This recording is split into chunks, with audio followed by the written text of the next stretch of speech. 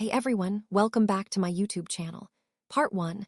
The Hook and Mysterious Opening *. Imagine this. The year is 1994. The air in Sumatra's Karinsai Seblet National Park is thick with humidity and the symphony of unseen life. A British journalist, Debbie Martyr, renowned for her sharp investigative eye, is deep in the rainforest, pursuing a story that will challenge everything she thought she knew about the natural world. She spent years interviewing hundreds of locals, meticulously documenting their chilling accounts of an upright, ape-like creature.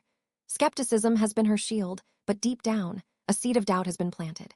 On this fateful day, her skepticism shatters. As she navigates a dense thicket, a disturbance in the undergrowth catches her attention.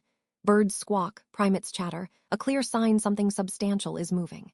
She sends her guide ahead, hoping to flush out whatever it is, while she takes a concealed position overlooking a small, shallow valley. What emerges, concentrating so hard on avoiding her guide that it fails to notice her, is not a bear, not a tiger, not any known animal of the Sumatran jungle.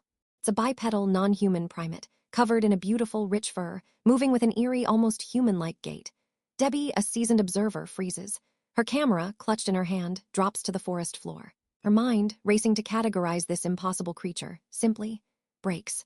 What was it that left this hardened journalist utterly stunned, unable to even capture a photograph? What walks the ancient, mist-shrouded forests of Sumatra, leaving behind footprints that confound scientists and whisper of a hidden reality? And could the legends of the Orang Pendek, the short person, be more than just folklore, but rather the astonishing truth of an undiscovered primate, a living relic of a bygone era? Get ready, because today, we're peeling back the layers of myth and mystery to uncover the compelling, often terrifying, and undeniably real accounts behind the footprint enigma of the Orang Pendek. You won't believe the evidence we're about to unveil, and the shocking connections we'll draw, which might just change your perception of what's truly possible in our world. Part 2. Setting the stage: the island of Sumatra. A land of primordial beauty and raw, untamed wilderness. Its heart is a sprawling expanse of volcanic peaks, dense tropical rainforests, and steamy, shadowed valleys. A place where nature still reigns supreme, and secrets cling to the moss-covered trees like the ever-present mist.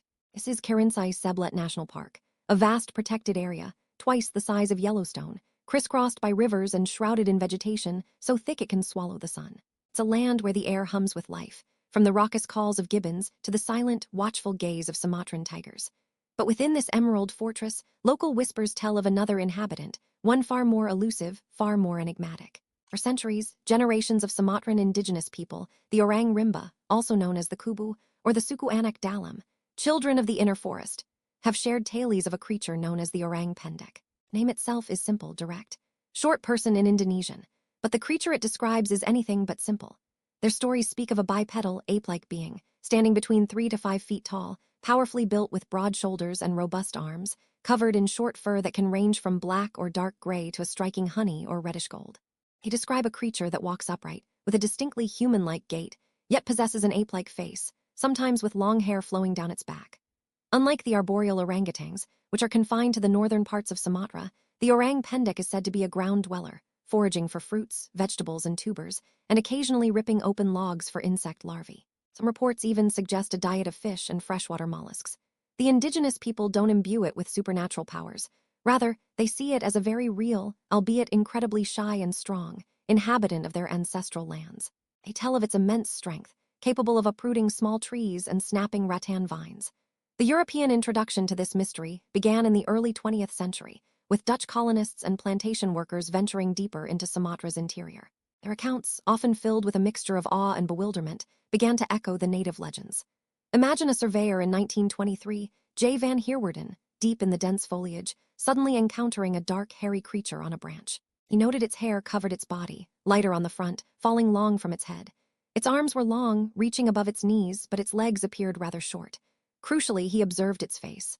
There was nothing repulsive or ugly about its face, nor was it at all ape-like. This was not a monkey, not an orangutan. It was something else entirely. These early Western accounts, scattered and often dismissed as misidentification, formed the bedrock of a modern cryptozoological quest, setting the stage for decades of dedicated, often obsessive, investigation into Sumatra's short person. They invited us, the curious, to step into the humid, shadowed world of Karinsai Seblet, not as mere observers, but as participants in a grand, unfolding mystery. Part 3. The deep investigation. The mystery deepened with each passing decade, fueled by a relentless trickle of credible eyewitness accounts. These weren't just fleeting glimpses from afar, but often close-range encounters that left witnesses shaken, yet utterly convinced of what they had seen. Picture AHW. Kramer, a Dutch plantation worker, in May 1927. He was in Karinsai when, from a mere 10 meters away, he saw an Orang Pendek. He described its long hair and black skin, watching as it fled, leaving behind small, human-like footprints. Just 3 weeks later, another extraordinary event. An Orang Pendek was reportedly caught in a tiger trap, but its immense strength allowed it to break free, leaving traces of blood behind. Zoologist K.W. Dammerman examined the blood and concluded it was not from a bear, a gibbon, or a human. What was it then? The forest kept its secrets close. Fast forward to the late 20th century, and the search intensified. In 1989, British journalist Debbie Martyr arrived in Sumatra, initially for a different story. But the persistent local tales of the Orang Pendek captivated her. She spent the next 15 years immersed in the region, conducting hundreds of interviews with villagers, forest rangers, and even ex-poachers. Her methodical approach and growing network of contacts began to paint a consistent picture. Witnesses consistently described a creature around 3 to 4 feet tall, covered in very dark hair or dark gray fur, with an ape-like face, broad shoulders, and powerful arms. Its bipedal locomotion, the way it walked upright, was a recurring theme. One of Martyr's most compelling testimonies came from a forestry ranger named Arapin in January 2001. Arapin was initially a skeptic, but that day, near Mount Karinsai, he heard an unusual, extended wailing call distinct from any known animal. Soon after, he saw an Orang Pendek. Martyr herself, reviewing his description, concluded, "It can't have been anything else but an Orang Pendek." What was truly intriguing was Arapin's impression that the creature was moving just above the ground, not terrestrially, leaving no discernible footmarks. Was it climbing through the low canopy or moving in an almost ethereal way?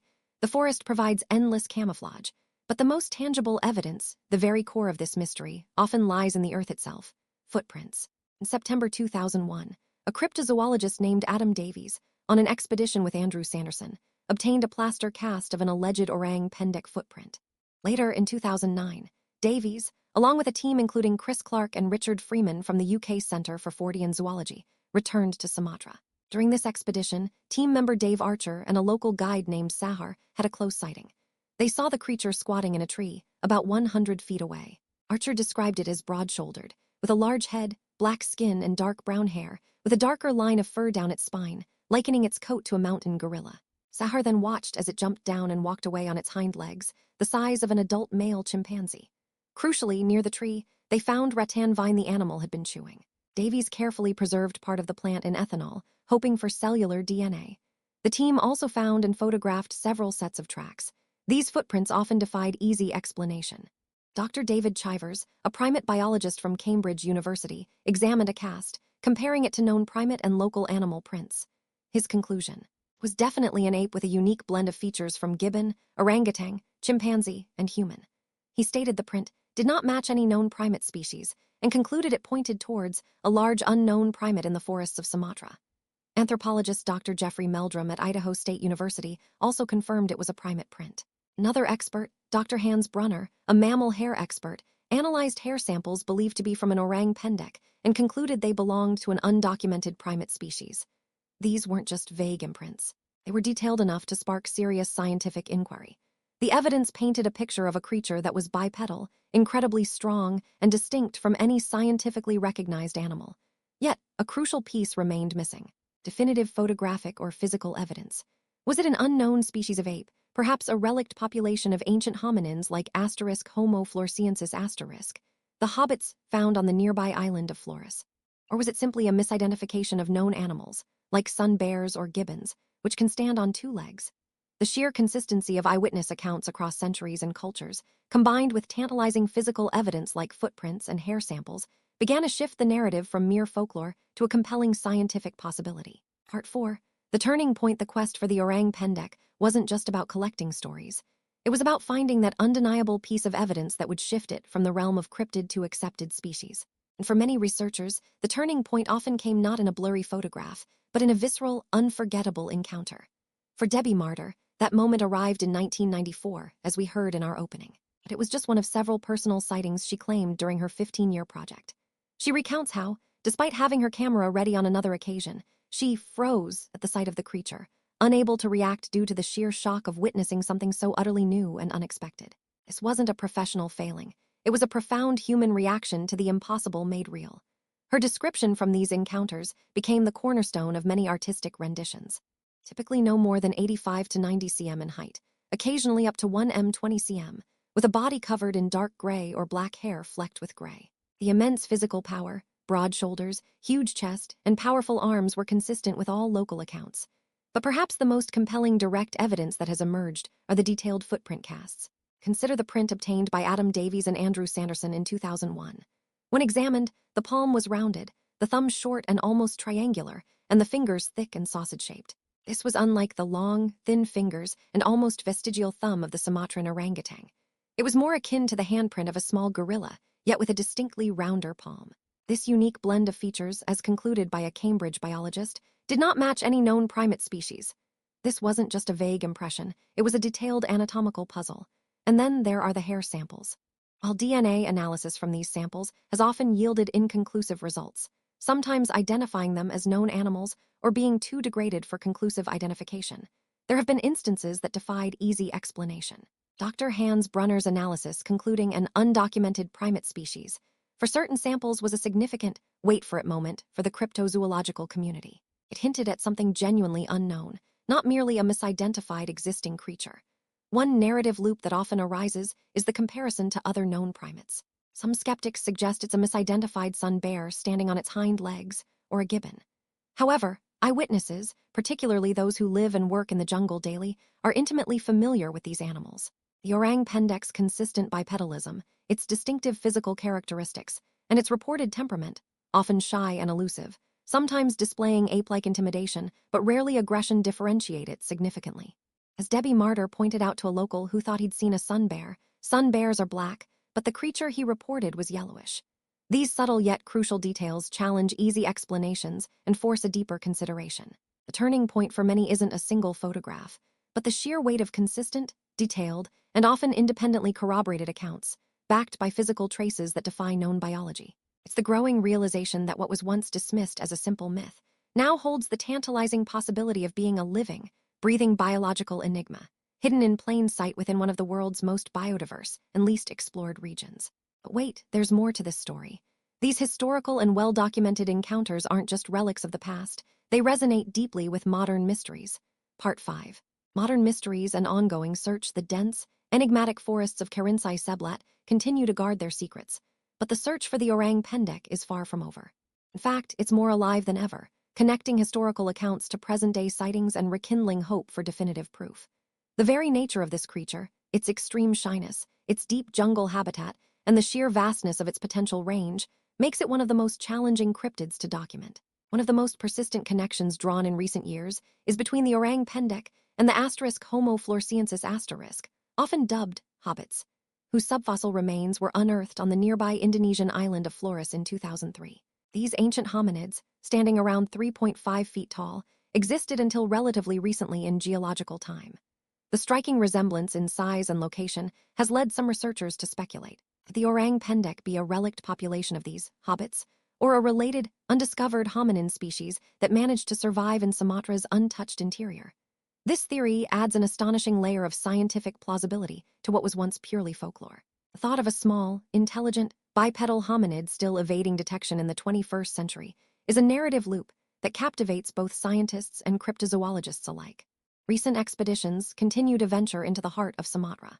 Cryptozoologist Adam Davies, who has dedicated significant portions of his career to the Orang Pendek, has conducted multiple expeditions. He and his teams, working closely with indigenous trackers who intimately know the forest, continue to search for fresh evidence. The rattan vine samples collected by Davies' team, chewed by a creature described as an Orang Pendek, represent a modern pursuit of scientific corroboration. The hope is that advancements in DNA analysis could extract viable cellular material, providing the breakthrough everyone is waiting for. Imagine finding DNA that matches no known species. That would be the ultimate payoff.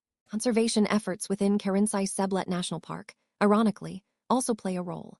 While focused on protecting known endangered species like the Sumatran tiger and rhino, these efforts inadvertently protect the Orang Pendek's habitat, ensuring that any elusive populations have a sanctuary.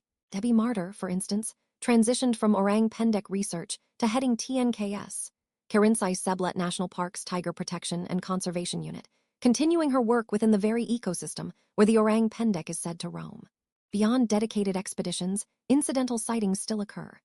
Local farmers, logging crews, where they dare to venture, and even military helicopter pilots flying over the vast park have reported encounters, maintaining the creature's status as a modern mystery. These aren't just old tales. These are contemporary experiences, often from people with no prior interest in cryptozoology, who simply stumble upon something that defies explanation. The dense vegetation and steep valleys of Karinsei Seblet make it an ideal sanctuary for such a shy and reclusive creature, offering endless places to hide.